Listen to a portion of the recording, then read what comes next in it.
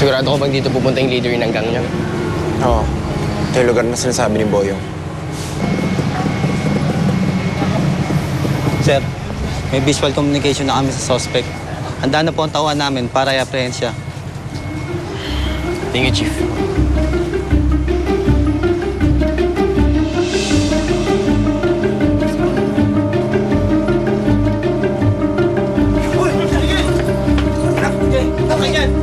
Bakit?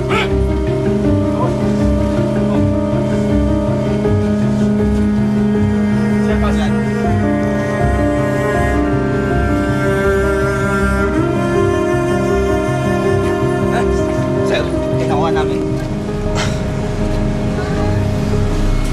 Babalikan ko kayo. Di pa tayo tapos, ha?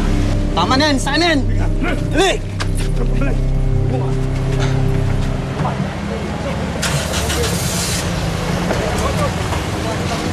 Ngayon, Dito na kayo. kinuha mo na yung gusto mo. Baka naman pwede mo nang tuparin yung pangako mo. You don't have to remind me. Na-drop na yung charges sa inyong dalawa.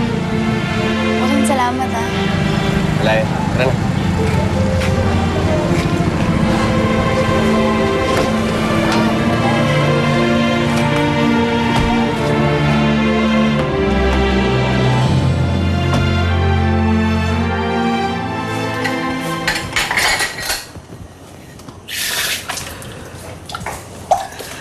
Luna, una na ako. Tok na ako eh. Sige, sunod na ako.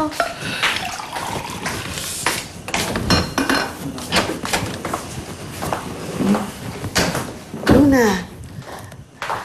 galing ka ba sa labas? Narinig kong nagbukas ang pinto eh. Opo, Ima, nagpahangin lang po ako.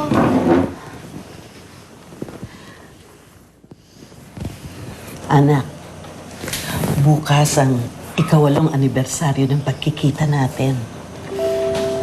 Gusto ko sana na lumabas tayo. Ipagdiwang natin yun. Wala lang. Kain lang tayo sa labas.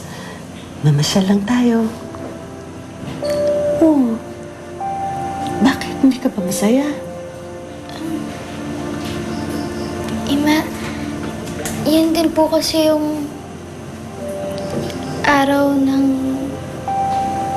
paghihiwalay namin at anibersaryo ng pagkawala ni na Ate Blanca at Inay, di ba?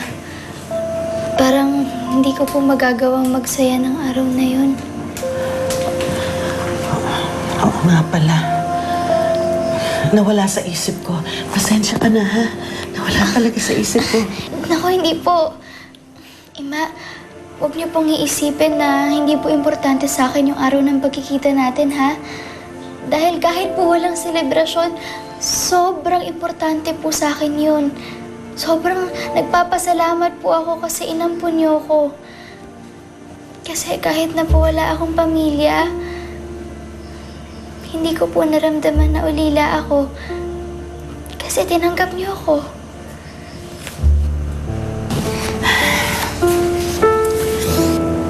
Salamat, anak.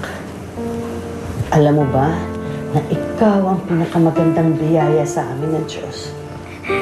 Kaya mahal na mahal ka namin. Mahal na mahal ko rin po kayo, Ima.